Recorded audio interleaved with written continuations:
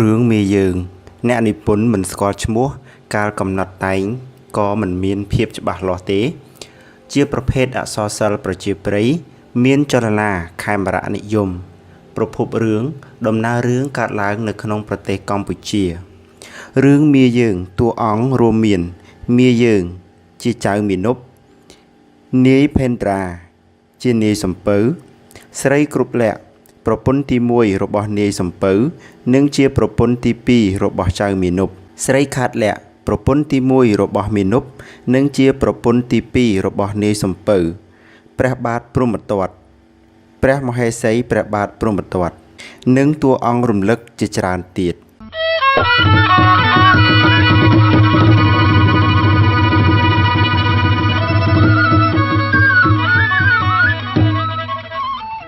កាលកន្លងទៅហើយមានព្រះមហាក្សត្រមួយព្រះអង្គព្រះនាមព្រហ្មទត្តសោយរាជ្យក្នុងក្រុងពារាណសីមានព្រះអគ្គមហាសីប្រកបដោយរូបសម្រស់ស្រស់សោភាព្រមទាំងមន្ត្រីយោធាសមណៈព្រាហ្មណ៍ដោយប្រាជ្ញាទ្រង់គ្រងរាជ្យប្រកបដោយទសពិធរាជធម៌ប្រជានុរាស្ត្រប្រកបដោយសេចក្តីសុខសន្តិភាពពុំមានកើតកោលាហលក្នុងព្រះនគរឡើយកាលនោះមានមាណពម្នាក់ជាអ្នកកំសត់ទុរគត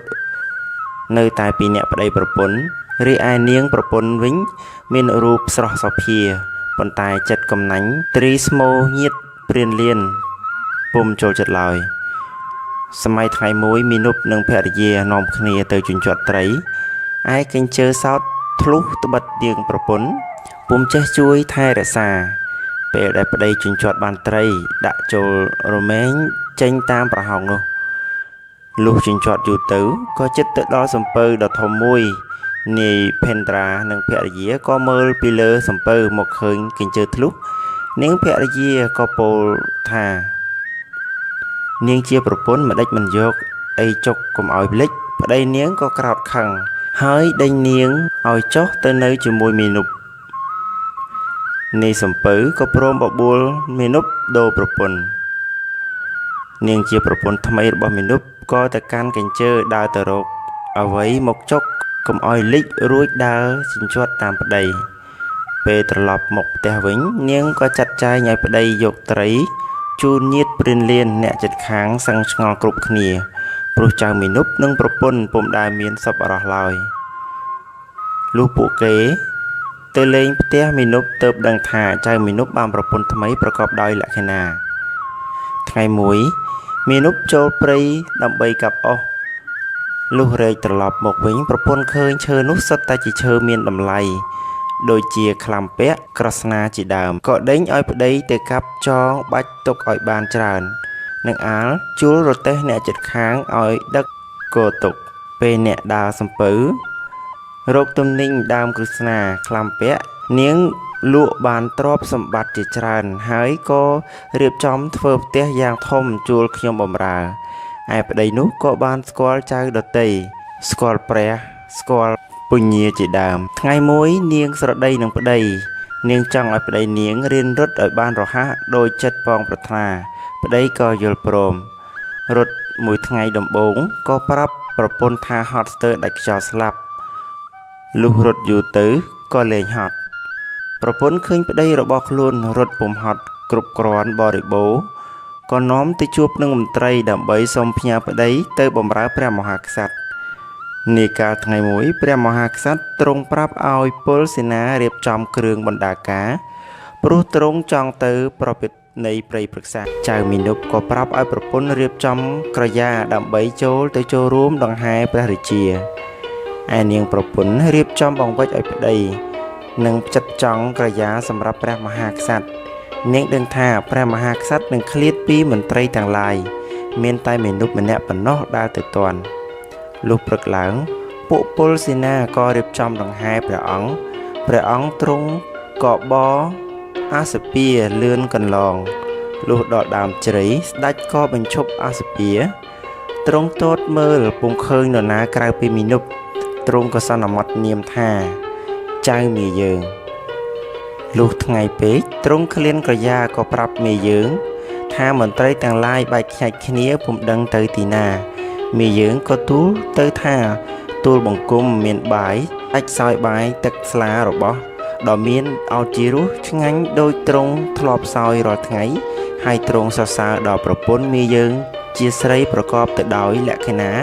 ចេះរៀបចំទុកដាក់ឲ្យប្តីមានគ្រប់ពុំខ្វះឡើយ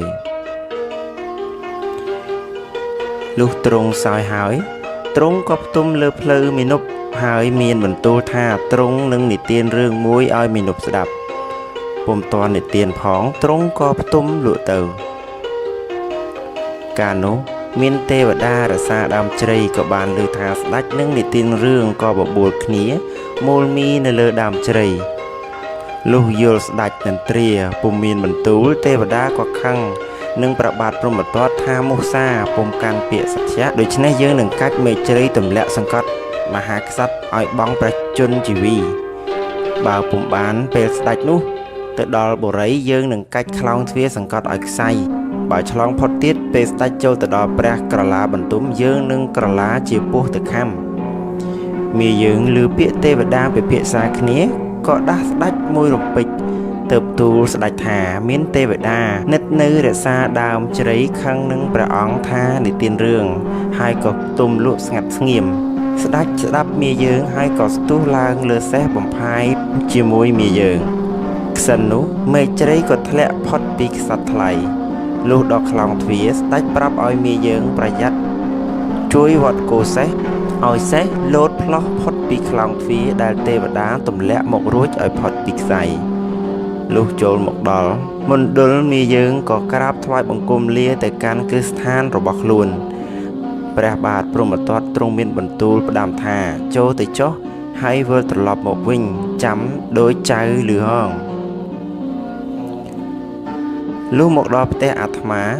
មាយើងក៏ដំណាលប្រាប់ភរិយាអស់សេចក្តីមាយើងនិងភរិយាហូបបាយហើយក៏ទៅអង្គុយចាំកាលនោះឯងទេវតាបានក្រឡាជាពស់ទំហំប៉ុនដើមត្នោតបើកពពាគួរឲ្យខ្លាចភ្នែកធំត្រដាចរីឯចង្គមសស្ងាច់មាយើងក៏លើកខណ្ឌថ្លាវត្តដាច់សេរិសាឈាមពោះខ្ទាតទៅដល់នាតព្រះទេពីមាយើងក៏គិតថាបើដាស់ក្រឡាបន្ទុំយល់ពុំគួរបើយកដៃទៅជូតក៏ពុំជារួចហើយក៏យកខ្មោចពស់ដាក់ក្រោមក្រឡាបន្ទុំហើយហាមាត់លៀនអណ្ដាតលិតឈាមដែលប្រឡាក់សុដន់ក្សត្រី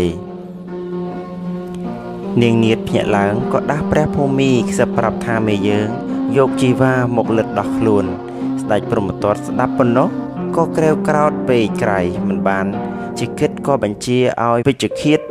នាំមេយើងទៅប្រហារជីវិតទាំងយប់ប៉ុន្តែមានការរារាំងពីឆ្មាំយាមទ្វារទិសទាំង4ព្រោះថាច្បាប់ប្រចាំនៃព្រះរាជវាំងមិនអាចយកអ្នកទោសទៅប្រហារជីវិតមុនថ្ងៃរះបានទេហើយឆ្មាំទ្វារទិសនីមួយៗបានពន្យល់ប្រាប់ហេតុផលជាច្រើនដល់ពេជ្ជឃាតដើម្បីកុំឲ្យពេជ្ជឃាតប្រហារជីវិតមាយើងហើយធ្វើឲ្យព្រះអង្គមានការស្ដាយក្រោយនិយាយពីព្រះព្រហ្មទត្តកាលដែលតានឡើងហើយ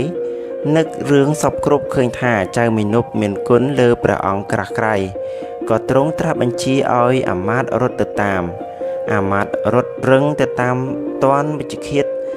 នៅទ្វារទិសឧត្តរក៏នាំមាយើងត្រឡប់មកវិញស្ដេចព្រហ្មទត្តក៏ត្រាស់សួរមាយើងដឹងរឿងរ៉ាវសពគ្រប់អស់ហើយស្ដេចព្រហ្មទត្តបានសំទោសចៅមាយើងហើយកុំឲ្យខឹងនឹងព្រះអង្គហើយក៏ប្រទានយុស័ក្តិដល់ចៅមាយើងយ៉ាងសមរម្យ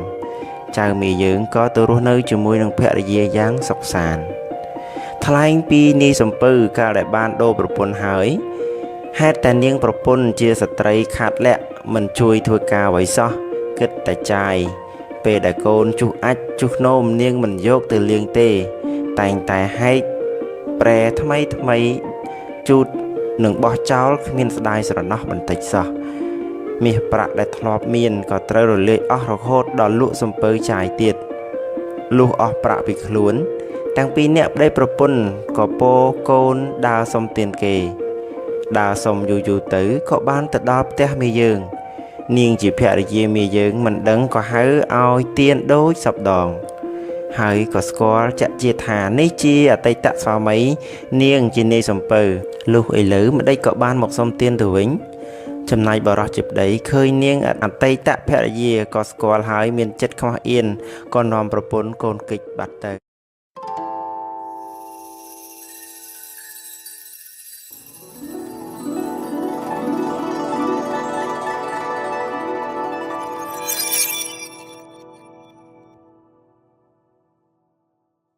ប្រធានរឿងនេះនិយាយពីតម្លៃស្ត្រីនៅក្នុងគ្រួសារមូលបញ្ហាលក្ខណៈប្រពន្ធខាត់លក្ខនិងប្រពន្ធគ្រប់លក្ខការផ្លាស់ប្ដូរជីវភាពរបស់ចៅមាណពការចូលខ្លួនទៅនៅក្នុងរាជវាំងរបស់ចៅមាយើងចៅមាណពភាពរុងរឿងនៃគ្រួសារចៅមាយើង